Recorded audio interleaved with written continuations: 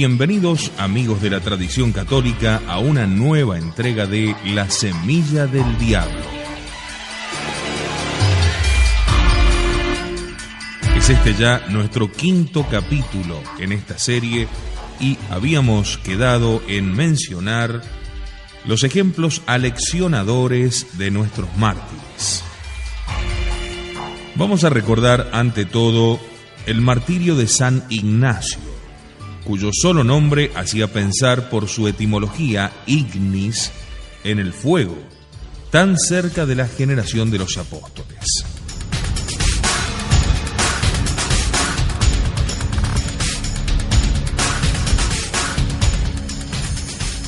Condenado en Antioquía bajo el gobierno de Trajano, fue enviado a Roma para ser pasto de los leones, quizás en el Coliseo, aquel anfiteatro que entonces estaba a punto de ser inaugurado, destinado a combates de fieras y de gladiadores.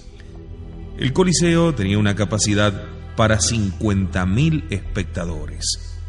Sabedor del destino que le esperaba, escribió, mientras era llevado de Antioquía a Roma, varias cartas donde manifestaba su anhelo de martirio. Así les escribía a los cristianos de Esmirna: bajo la segur o entre las fieras, siempre estaré cerca de Dios. A su paso por Esmirna, entró en contacto con el obispo Policarpo, quien lo seguiría en el martirio. El único temor que experimentaba Ignacio era el de ser perdonado. Por eso, antes de llegar a Roma, escribió a la comunidad de esa ciudad suplicando que nada hicieran por liberarlo, ni tratasen de obtener para él un indulto. Ya que el altar está preparado, dejadme sacrificar, dejadme ser presa de las fieras, he de alcanzar a Dios por ellas. Ahora soy trigo de Dios, pero para convertirme en pan blanco de Cristo, hace falta que me trituren los dientes de las fieras. Murió heroicamente hacia el año 107.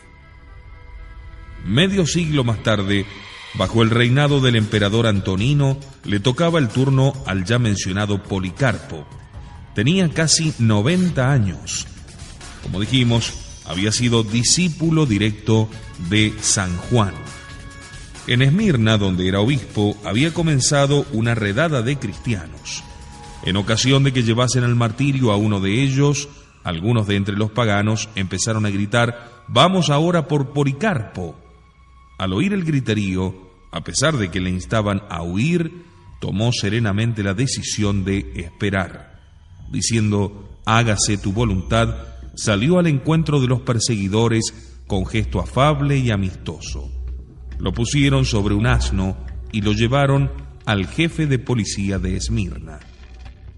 El procónsul le dijo: «Vamos, piensa en tu edad tan avanzada, jura por el César, arrepiéntete y cambia de conducta. Di: mueran los impíos, jura y te dejaré en libertad, blasfema de tu Cristo». A lo que Policarpo replicó: «Hace 80 años que sirvo a Cristo y jamás recibí mal alguno de él. ¿Cómo puedo blasfemar de mi Rey, mi Salvador? Escucha mi terminante y pública confesión: soy cristiano». Intercambiadas algunas palabras más, declaró el procónsul: «Tengo fieras salvajes a mi disposición. Mandaré que te arrojen a ellas si no cedes». «Que vengan entonces», replicó Policarpo. «Si no temes las fieras y permaneces obstinado, entonces te haré quemar en una hoguera». A lo que respondió Policarpo: «¿Me amenazas con un fuego que arde unos momentos y luego se apaga? ¿Es que no conoces el fuego del juicio venidero y el castigo eterno que les espera a los impíos? ¿Mas en qué te detienes? Haz conmigo lo que ya tienes pensado». Al decir esto, un resplandor celestial iluminó su rostro, según consta en las actas. Inmediatamente mandó el procónsul a un pregonero a anunciar por 3 veces en la arena: «Policarpo ha confesado ser cristiano». Y la multitud comenzó a gritar: pidiendo al director de los Juegos Públicos que arrojara a Policarpo a la garra de un león. El director respondió que no podía porque no era el tiempo de los juegos. Entonces, siguen narrando las actas, todos gritaron pidiendo que fuese quemado vivo. La multitud salió corriendo a buscar leña, en lo cual los que ayudaron especialmente fueron los judíos allí presentes. Cuando la pira estuvo preparada, el mismo Policarpo se quitó el manto, desatando luego el cinturón y las sandalias. Le colocaron en medio de la leña ya preparada. Cuando quisieron atarlo, dijo: dejadlo así, porque el que dio el querer me dará también el poder para que sin necesidad de que me atéis y sujetéis, tenga valor para resistir el fuego. Le sujetaron entonces solamente las manos en la espalda. Así, en esa postura, cual cordero victimal, nos dicen las actas, que pronunció esta oración: Oh Padre de tu amado y bendito Hijo Jesucristo, que nos has hecho la gracia de conocerte, oh Dios de los ángeles y de las dominaciones y de toda la creación y de toda la familia de los justos que viven en tu presencia. Yo te bendigo por haberme tenido por digno de participar en el coro de los mártires del cáliz de tu Hijo, para resucitar en cuerpo y alma en la vida incorrupta del Espíritu hacia nueva y eterna vida. Ojalá pueda yo ser hoy recibido ante su divino acatamiento como preciosa y grata hostia en el número de tus mártires, porque tú, infalible y fiel Dios, tú primero anunciaste y consumaste este sacrificio. Por todo te doy alabanzas y acciones de gracias, y te bendigo por medio de Jesucristo, el Pontífice eterno, tu amado Hijo, por el cual a ti, junto con Él mismo y el Espíritu Santo, sea la gloria ahora y en lo futuro y por los siglos de los siglos. Amén. Apenas pronunciado el amén por Policarpo, continúa el texto de las actas: encendieron la hoguera. Al levantarse las llamas hasta el cielo, se vio que formaban como un arco, imitando las velas de una nave, rodeando el cuerpo del mártir como de un muro de protección. Su cuerpo brillaba como el oro y la plata pasados por el crisol.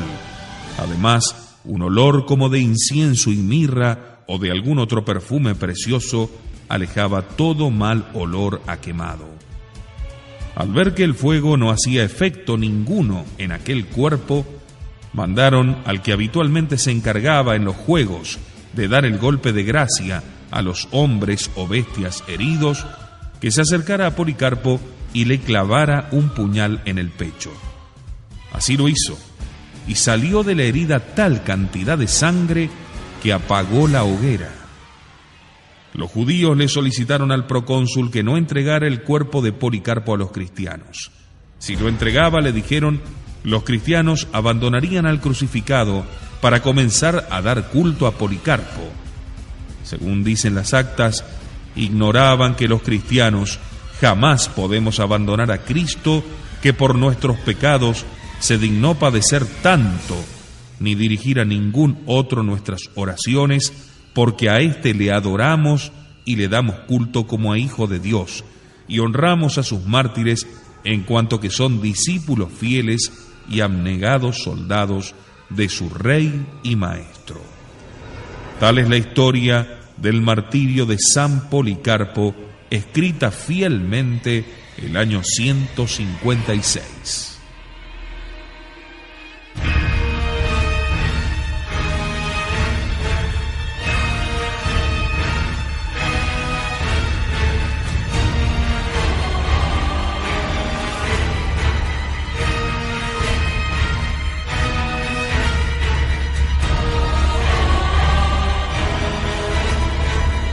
En los años 177 y 178 estallaba una terrible persecución en Lyon. No pocos cristianos apostataron ante los tormentos y la muerte. pero también fueron muchos los que perseveraron en la fidelidad a Cristo. Entre ellos el obispo del lugar, llamado Fotino, y también una admirable esclava llamada Blandina. Las actas relatan lo siguiente de Fotino. Entretanto fue preso el bienaventurado Fotino, que regía la iglesia de Lyon. Estaba a la sazón enfermo y contaba más de 90 años. Como apenas podía sostenerse y respirar a causa de sus dolencias, aunque el deseo de martirio le inspirase nuevo ardor, fue preciso llevarlo al tribunal. Su edad caduca y la virulencia de su enfermedad habían ciertamente aniquilado ya su cuerpo, pero su alma permanecía aún ligada a él para servir de triunfo a Jesucristo. Mientras los soldados lo conducían, era seguido de los magistrados de la ciudad y de todo el pueblo, que gritaban contra él como si hubiese sido el mismo Cristo. Entonces, el venerable anciano dio glorioso testimonio de la verdad. Habiéndole preguntado el presidente cuál era el Dios de los cristianos, respondió: si eres digno de él, ya le conocerás. Inmediatamente fue agobiado de golpes, sin respeto alguno a su avanzada edad. Los que estaban cerca le herían con puñadas y puntapiés. Los más lejanos le arrojaban cuanto encontraban a mano. Todos se hubieran creído culpables de gran crimen si no se hubieran esforzado por insultarle y por vengar el honor de los dioses. El santo obispo fue arrojado medio muerto en la prisión y expiró 2 días después, como un buen pastor que era en vida, combatiendo a la cabeza en su rebaño. A propósito de Blandina, joven esclava de Lyon, las actas narran lo siguiente. La bienaventurada Blandina, la última de todos sus compañeros de martirio, cual generosa madre que ha animado a sus hijos y los ha enviado por delante victoriosamente al rey, recorrió por sí misma todos los combates de sus hijos y se apresuraba a seguirlos, jubilosa y exultante ante su próxima partida, como si estuviera convidada a un banquete de bodas y no condenada a las fieras. Después de los azotes, tras las dentelladas de las fieras, tras el fuego, fue finalmente encerrada en una red y arrojada ante un toro bravo que la lanzó varias veces hacia lo alto. Mas ella no se daba ya cuenta de nada de lo que ocurría, por su esperanza y aún anticipo de los bienes de la fe, absorta en íntima conversación con Cristo. También ésta fue al fin degollada.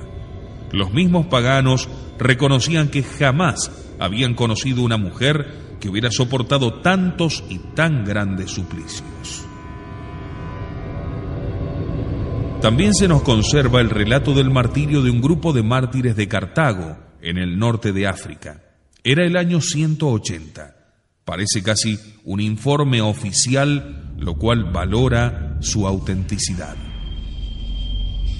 En Cartago, bajo el segundo consulado de Presente y el primero de Claudiano, el 16 de las calendas de agosto, comparecieron en la sala de audiencias Esperato, Nazzalo, Citino, Donata, Secunda y Bestia. El procónsul Saturnino empezó el interrogatorio. Saturnino: podéis obtener el perdón del emperador nuestro señor si volvéis a mejores sentimientos. Esperato: no hemos hecho nada malo ni cometido injusticia, no hemos deseado mal a nadie, e incluso hemos respondido con bendiciones cuando se nos ha maltratado. Somos, pues, fieles súbditos de nuestro emperador. Saturnino: estamos conformes, pero tenemos una religión y debéis observarla. Juramos por la divinidad imperial y rezamos por la salvación del emperador. Como veis, es una religión muy sencilla. Esperato: os ruego que me escuchéis y os revelaré un misterio de sencillez. Saturnino: y nos explicarás seguramente una religión que insulta a la nuestra. No quiero oírte. Jura antes por la divinidad del emperador. Esperato: no conozco al emperador divinizado de este mundo, y prefiero servir a Dios al que nadie ha visto ni puede ver con sus ojos de carne. Y si no soy ladrón, y si pago la tasa de mis compras, es porque conozco a mi Señor, Rey de reyes y Emperador de todos los pueblos. Saturnino, dirigiéndose a los demás: abandonad esas creencias. Esperato: las creencias son malas cuando llevan al crimen y al perjurio. Saturnino, dirigiéndose a todos: no compartáis su locura. Citino: no tememos a nadie, sino es al Señor nuestro Dios que está en el cielo. Donata: respetamos al César como lo merece, pero no tememos más que a Dios. Bestia dijo: soy cristiana. Secunda: también soy cristiana y quiero seguir siéndolo. Saturnino a Esperato: ¿persistes aún en seguir llamándote cristiano? Esperato: soy cristiano. Y todos a una hicieron la misma declaración. Saturnino: ¿queréis tiempo para reflexionar? Esperato: decisión tan prudente no se discute. Saturnino: ¿qué lleváis en ese cofrecillo? Esperato: los libros santos y las cartas de Pablo, un justo. Saturnino: tomaos un plazo de 30 días y reflexionad. Esperato: soy cristiano. Y todos a una repitieron lo mismo. Entonces el procónsul Saturnino leyó su sentencia sobre la tablilla. Esperato, Citino, Natsalo, Donata, Bestia, Secunda y todos los demás confesaron que vivían conforme a las prácticas cristianas. Les ofrecimos que volvieran a la religión romana y se obstinaron en rehusar. Les condenamos, pues, a perecer por la espada. Esperato: damos gracias a Dios.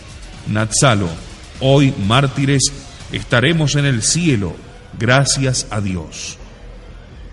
El procónsul Saturnino hizo proclamar allí mismo al heraldo: ordeno que se conduzca al suplicio a Esperato, Natsalo, Citino, Veturio, Félix, Aquilino, Lactancio, Januaria, Generosa, Bestia, Donata y Secunda. Todos dijeron: gracias a Dios.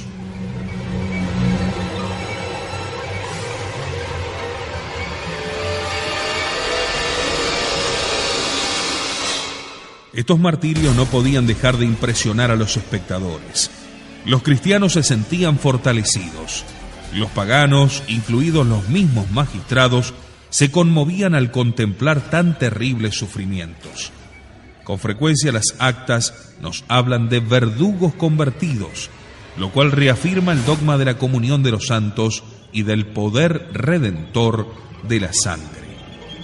En la misma Cartago, en el año 202, sufrieron el martirio 2 chicas de 22 años, Perpetua, de noble nacimiento, y su esclava Felicitas, que estaba encinta cuando la arrestaron, dando a luz antes de morir en la arena.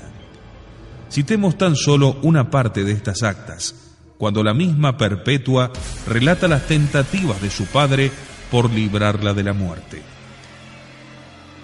De allí a unos días se corrió el rumor de que íbamos a ser interrogados. Vino también de la ciudad mi padre, consumido de pena, y se acercó a mí con intención de convencerme y me dijo: compadécete, hija mía, de mis canas, compadécete de tu padre, si es que merezco ser llamado por ti con el nombre de padre. Si con estas manos te he llevado hasta esa flor de tu edad, si te he preferido a todos tus hermanos, no me entregues al oprobio de los hombres. Mira a tus hermanos, mira a tu madre y a tu tía materna, mira a tu hijito, que no ha de poder sobrevivirte.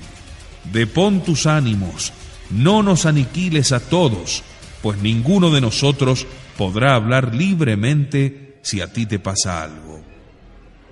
Así hablaba como padre llevado de su piedad, al tiempo que me besaba las manos y se arrojaba a mis pies y me llamaba entre lágrimas no ya su hija, sino su señora. Y yo estaba absolutamente teñida de dolor por el caso de mi padre, pues era el único en toda mi familia que no había de alegrarse de mi martirio, y traté de animarlo diciéndole: allá en el estrado sucederá lo que Dios quisiere, pues has de saber que no estamos puestos en nuestro poder, sino en el de Dios. Y se retiró de mi lado, sumido de tristeza. Otro día, mientras estábamos comiendo, se nos arrebató súbitamente para ser interrogados y llegamos al foro o plaza pública.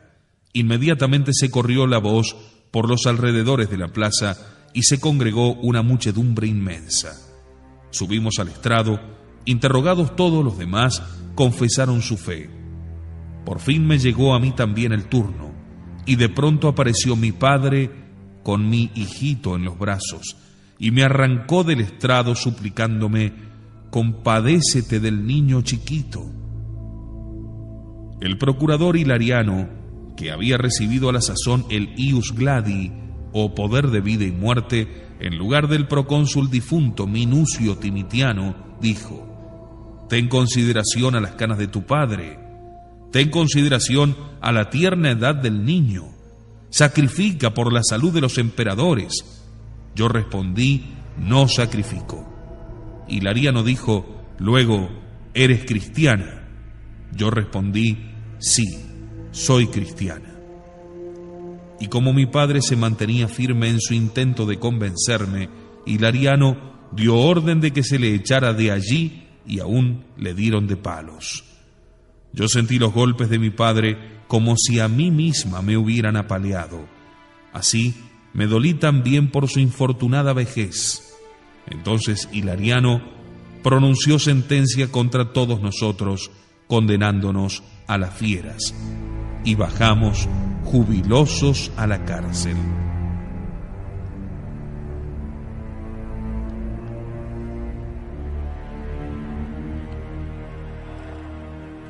Relatemos ahora el martirio del gran San Cipriano, el jefe del África cristiana, durante el gobierno del emperador Valeriano. Tú sabes, le dijo el magistrado, que los santísimos emperadores han ordenado que sacrifiques. Sí, respondió el obispo, pero no lo haré. Ten cuidado, reflexiona. Quizá el procónsul hubiera continuado en ese tono semi-amenazador, semi-conciliatorio, más contrariado que feroz, pero el mártir le quitó la palabra. Haz, pues, lo que se te ha ordenado, pues en un asunto tan sencillo, verdaderamente que no hay necesidad de deliberación. El pagano a regañadientes escribió: ordenamos que Tasio Cipriano sea degollado. Deo gracias, respondió simplemente. La ejecución fue en el año 258. Los mismos paganos, impresionados por la actitud del obispo, que sereno y radiante murmuraba sus plegarias, no profirieron ni un grito de hostilidad contra él.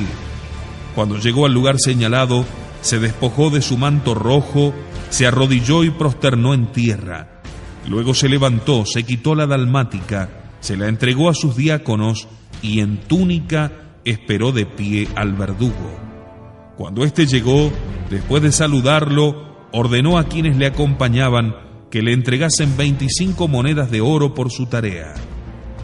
Luego se arrodilló, él mismo se vendó los ojos, le pidió a su diácono y a su subdiácono que le atasen las manos y tendió el cuello a la espada del verdugo. Delante de él los fieles habían extendido toallas y sábanas para que no se perdiese en la arena una sola gota de tan preciosa sangre. Por la noche vinieron a recoger el cuerpo y le dieron cristiana y digna sepultura.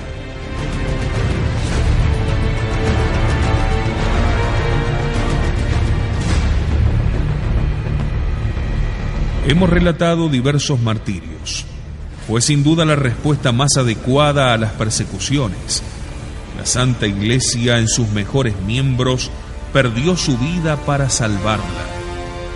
Bien se ha dicho que el martirio no fue solamente un hecho político, consecuencia lógica del conflicto entre una doctrina trascendental y el orden establecido. Fue el elemento fundamental de la primitiva iglesia, un acto sacramental. Los mártires se sabían imitadores de Cristo, los que completaban lo que falta a la pasión de Cristo. Esta ha sido la idea fuerza en aquellas horas en que la posibilidad del martirio se había generalizado. Recuérdese aquella frase de San Ignacio, cuando anhelaba ser trigo molido para convertirse en pan blanco de Dios. Para la primitiva iglesia el mártir era el santo por antonomasia. Por eso, cuando se cerró la época de las persecuciones, San Juan Crisóstomo exclamaría con no disimulada nostalgia: oí decir a nuestros padres que era antaño, en los tiempos de las persecuciones, cuando había verdaderos cristianos. De ahí que fuesen tan venerados en su tiempo, y en los casos en que lograron escapar a la muerte, también. Pero aún así podían mostrar en sus cuerpos la huella de las heridas recibidas, y entonces se les reservaba un puesto en la jerarquía y en la administración de las comunidades. Pronto estallaría ya la primera semilla del diablo con toda su fuerza, y sería justamente ante la herejía arriana. Enseguida regresamos.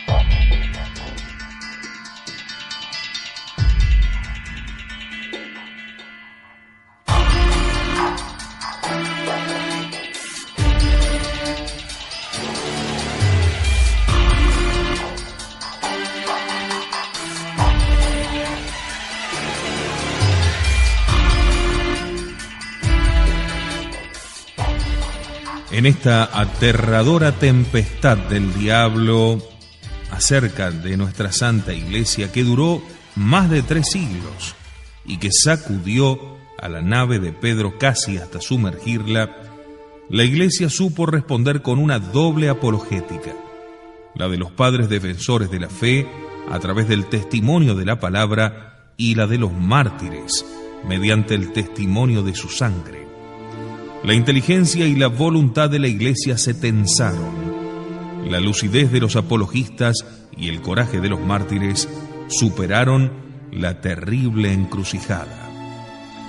Sin embargo, con Constantino no terminó del todo la historia de las persecuciones romanas. ¿Quién hubiera sospechado que uno de sus parientes habría de caer en la herejía y hacer tanto daño a la Iglesia? Pero vayamos por orden. Constantino se había mudado a Constantinopla, la ciudad por él fundada, la Nueva Roma, como se la llamaba. Al morir, sus 3 hijos se dividieron el imperio, hasta que quedó solo Constancio, principal sostén del arrianismo, herejía que analizaremos muy pronto. Muerto, sin hijos, fue proclamado emperador su pariente Juliano, sobrino de Constantino, en el año 361. Con Juliano rebrotaría una vez más, la última, el viejo paganismo del Imperio Romano, para derrumbarse tras él de manera definitiva. Juliano fue llamado el apóstata, el renegado, porque después de haber sido educado cristianamente en Constantinopla, su ciudad natal, si bien hay que advertir que el cristianismo lo conoció a través de la herejía arriana, cayó después bajo la influencia de los paganos que supieron explotar su vanidad usando con él toda clase de adulaciones, mientras le hacían creer el viejo cuento de que la espantosa disgregación del mundo antiguo era culpa del cristianismo. En su corazón ya no era cristiano. Incluso se había hecho iniciar en los misterios de Mitra, como después lo haría en los de Eleusis. Durante casi 10 años mantuvo oculto su cambio de religión, hasta que un día decidió desembarazarse públicamente de lo que había sido la fe de su infancia. Leí, comprendí, rechacé, dijo. Su llegada al trono se señaló por un regreso ofensivo del paganismo. Juliano se sentía el hombre providencialmente llamado a procurar la restauración de la antigua religión romana.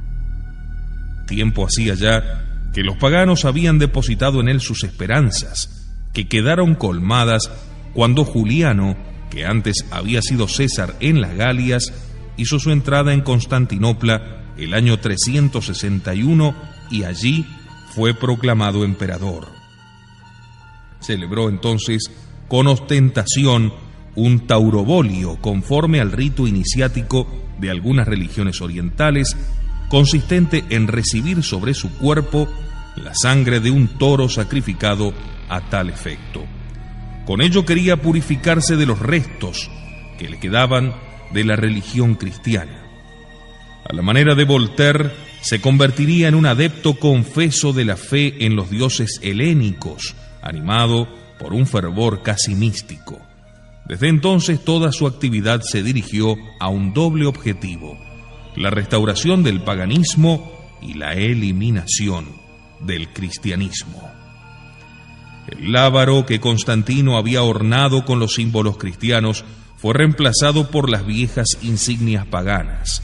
En las monedas volvieron a figurar efigies de los antiguos dioses. Se reabrieron los templos paganos todavía existentes y se reconstruyeron los que habían sido derribados. El Estado se hizo oficialmente pagano. Pero Juliano era demasiado inteligente para limitarse a estas medidas más bien exteriores. No se le ocultaba que el cristianismo tenía una enorme ventaja sobre el paganismo, por su espiritualidad y por su organización. Abocóse así a la restauración del sacerdocio pagano, sobre lo que se expresó más circunstanciadamente en 2 cartas que envió a los sumos sacerdotes de Galacia y de Asia. Asimismo reflotó la figura del Pontifex Maximus y resolvió que dicho título, que entre los paganos era meramente honorífico, adquiriese verdadera jurisdicción religiosa y doctrinal, resolviendo ejercerlo él mismo en persona. A cada provincia del imperio se le asignaría un sumo sacerdote local y una suma sacerdotisa para el culto de las divinidades femeninas, a los cuales estarían subordinados los sacerdotes y sacerdotisas de las ciudades y santuarios. Las más de las veces estos fueron neoplatónicos o sofistas, sin que faltase tampoco entre ellos algún obispo católico renegado. En los templos tendrían que predicar la doctrina de la fe pagana y practicar cuidadosamente los ritos cultuales, dotándolos de un nuevo esplendor. Durante su estancia en Constantinopla, Juliano ofrecería el sacrificio diario en el santuario de Mitra por él edificado. En las ciudades que visitaba acudía a los templos y se ofrecía prontamente a oficiar como sacerdote. Ni desdeñó tomar algunas prácticas del cristianismo. Por ejemplo, la costumbre de cantar himnos en honor de los dioses por coros de niños, o la enseñanza religiosa en los templos, o la introducción de una especie de confesión y hasta algunas formas de vida monástica. También dotó a su paganismo con instituciones de caridad, erigiendo hospicios y albergues de ancianos. Quería que el paganismo no fuera en nada inferior al cristianismo.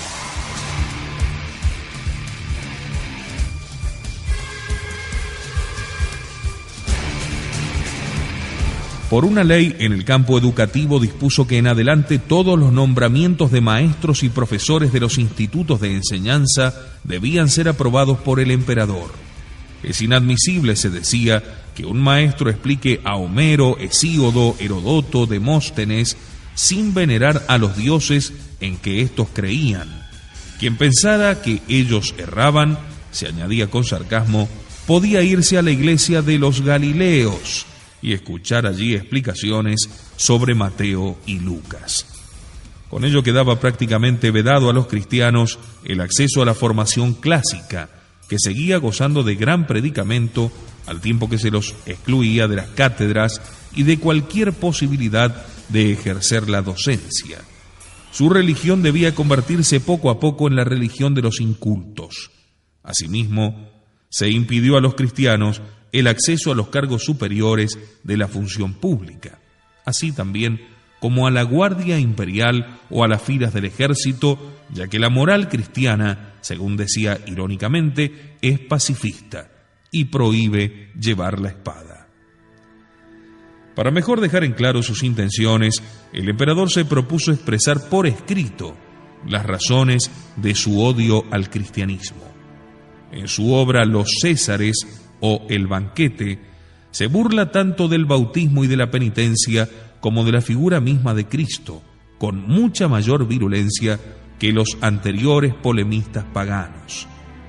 En otro trabajo llamado Contra los Galileos, reunió todas las objeciones posibles a la execrada religión. Si bien su persecución no fue sangrienta, sino más bien cultural, lo que no obsta a que cayeran varios cristianos, a quienes la Iglesia consideró mártires, quedando impunes los autores de dichos crímenes.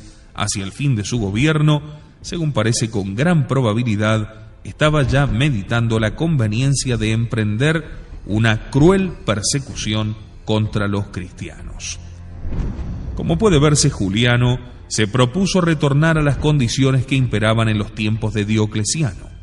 Asimismo, para evidenciar mejor su inquina, se mostró complaciente con los judíos, en orden a demostrar que la profecía de Cristo sobre la destrucción de Jerusalén no se cumplía. Mandó reconstruir el templo de esa ciudad, lo que de hecho no tuvo tiempo de llevar a cabo.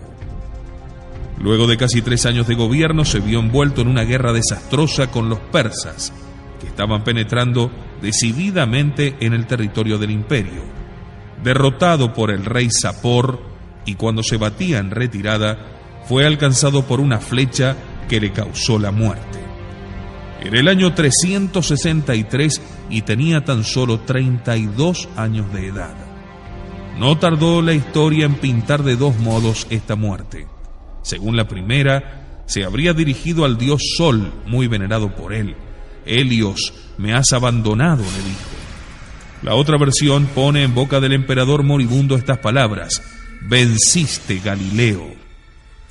Sea lo que fuere, esta persecución, la postrera, fue por su brevedad una tormenta de verano y casi no dejó rastros. Conforme a su deseo, Juliano fue sepultado en Tarso, ciudad natal de San Pablo. No sería correcto pensar que con las restricciones que puso Constantino al paganismo desapareció este rápidamente del imperio.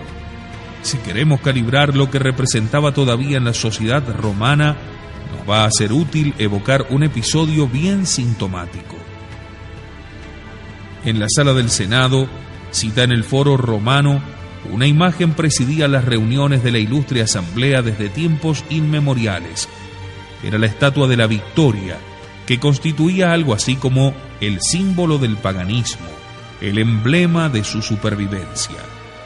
El emperador Constancio la había hecho retirar en el año 357. Poco después, por decisión de Juliano, la volvieron a colocar en su sitio. Pasados unos 20 años, el emperador Graciano, con motivo de su acceso al trono, la hizo quitar de nuevo. Pero como poco después murió asesinado, los paganos aseguraron que aquello había sido venganza de los dioses, y dado que varios de ellos ocupaban altos puestos, aprovechándose de la juventud del nuevo emperador, Valentiniano II, hicieron abrogar las medidas contra la Dea Victoria, que pareció estar a punto de recuperar su antiguo lugar en la curia senatorial. Estalló entonces un debate entre Símaco, prefecto de la ciudad de Roma, y San Ambrosio, obispo de Milán. Símaco escribió un elocuente memorial en defensa de la Dea Victoria, pidiendo que respetasen la avanzada edad de Roma, sus tradiciones más sagradas y esa religión que había sometido al mundo a sus leyes y rechazado a Aníbal de sus puertas. Por su parte, San Ambrosio pronunció un célebre discurso y luego escribió un tratado donde respondía al memorial de Símaco. Allí se decía que los senadores cristianos tenían derecho a que sus miradas no se ensuciasen con la visión de un ídolo ni sus oídos con los cánticos en su honor. La protesta fue tan vehemente que el emperador le dio curso. La estatua acabó por desaparecer y hoy se la puede encontrar en un museo de Roma. Llegamos así al término de esta secular aventura que corrió la iglesia primitiva. Quien tuvo la gloria de haber zanjado definitivamente el tema de las relaciones del cristianismo con el Imperio Romano fue el emperador Teodosio, que gobernaba ya desde el 379 como emperador en la parte oriental del imperio, y en el 394 entraba triunfalmente en Roma, donde era proclamado único emperador, estableciendo su sede en Milán. Teodosio era español, nacido en Galicia, de una familia aristocrática. Los dos consejeros que más escuchaba eran San Ambrosio, con quien mantuvo relaciones de verdadera amistad, y San Dámaso, español también él, el más notable papa de este siglo. Teodosio llevó hasta sus últimas consecuencias las medidas de Constantino, declarando el cristianismo como la religión oficial del Imperio Romano. Fue en Tesalónica el año 380 donde promulgó su edicto. Todos nuestros pueblos deben adherirse a la fe transmitida a los romanos por el apóstol Pedro y profesada por el pontífice Dámaso y el obispo Pedro de Alejandría, es decir, reconocer la Santa Trinidad del Padre, del Hijo y del Espíritu Santo. Una sola fe, un solo imperio. Los adversarios del cristianismo pasaban a ser enemigos del Estado. Un cúmulo de textos jurídicos se sucedieron: prohibición de sacrificios a los ídolos, clausuras de sus templos. Símaco, que se trasladó a Milán para protestar, fue expulsado de la presencia de Teodosio como si fuera un servidor infiel. El emperador introdujo asimismo en el derecho no pocos principios evangélicos, leyes contra la usura, contra el tráfico de niños abandonados, contra el adulterio y contra los vicios contra natura. El conjunto constituyó un código llamado justamente Código Teodosiano. Vamos a cerrar este apartado enalteciendo una figura eminente de la época de Teodosio, a quien ya hemos nombrado de paso, y es San Ambrosio, ya que fue él quien mejor encarnó el cristianismo del siglo IV en todos sus aspectos. Nació en Tréveris, donde su padre ejercía la prefectura de las Galias. Tras la muerte de este se trasladó a Roma a estudiar retórica y ejercer la abogacía. Si bien a los 30 años todavía no había recibido el bautismo, su carrera civil y política parecía auspiciosa. Pronto fue nombrado cónsul de Liguria y Emilia, con residencia en Milán.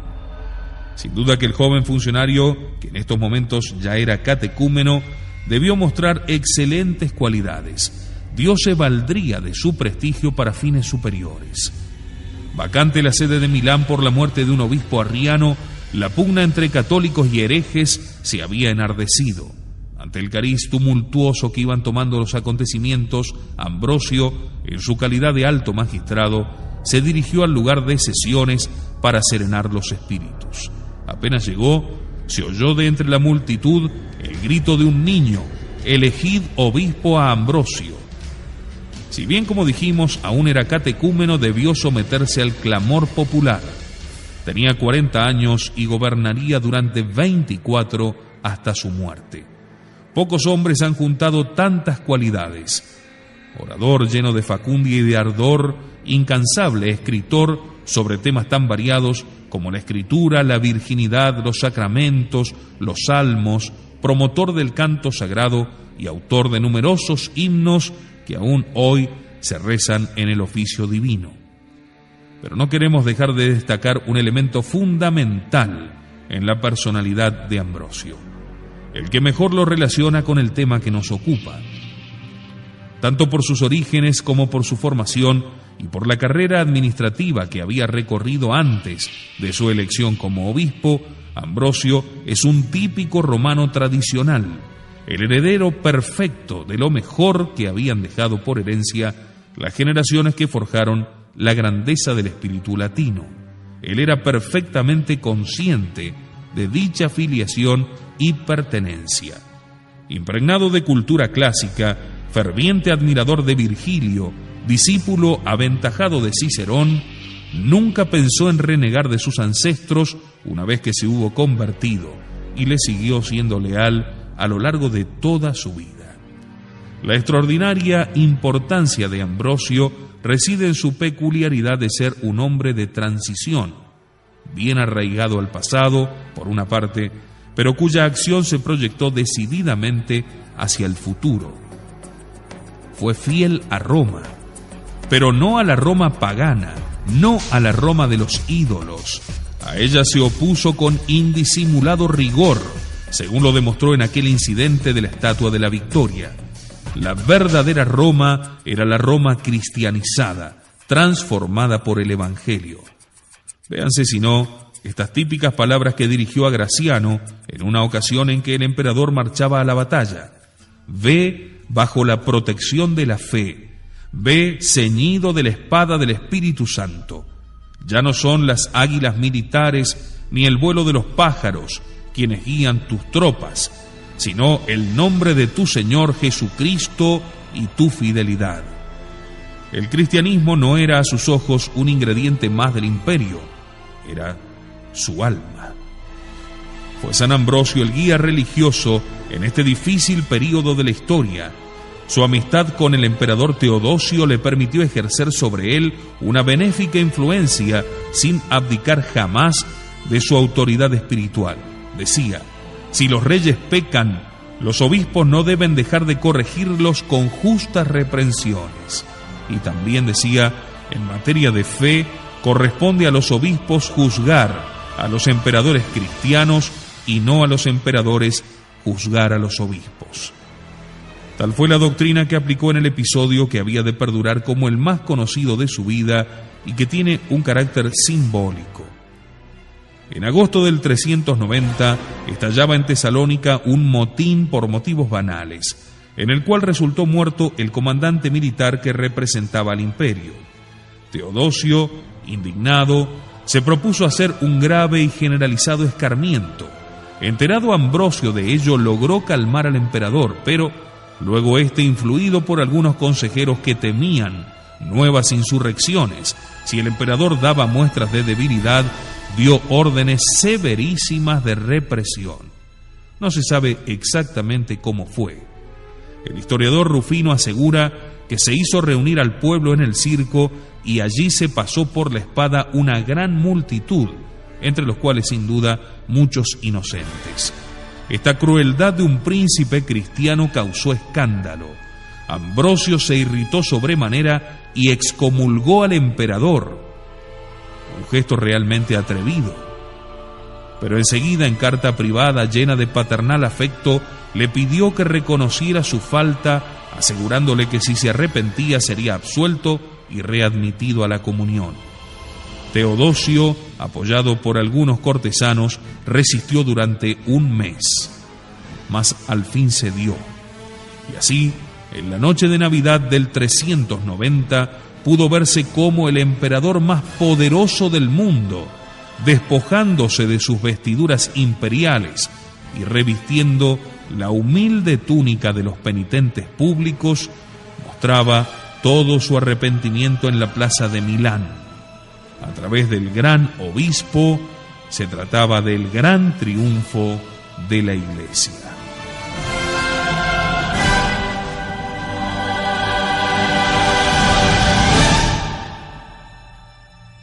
Así ha sido la terrible impostura del demonio, tomando tantos disfraces, que tuvo que sortear la nave de Pedro, la de las persecuciones romanas, y bien que lo supo hacer con hidalguía.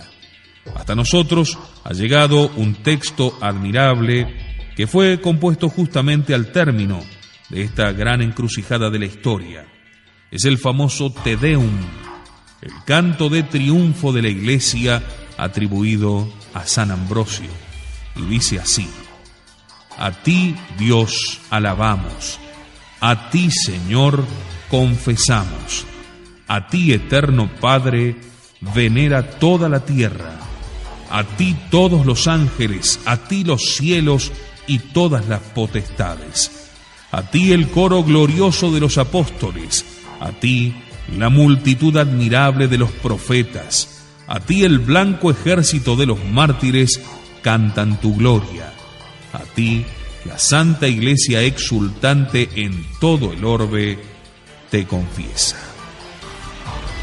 En nuestro próximo encuentro nos veremos ya enterrados en la gran herejía del arrianismo.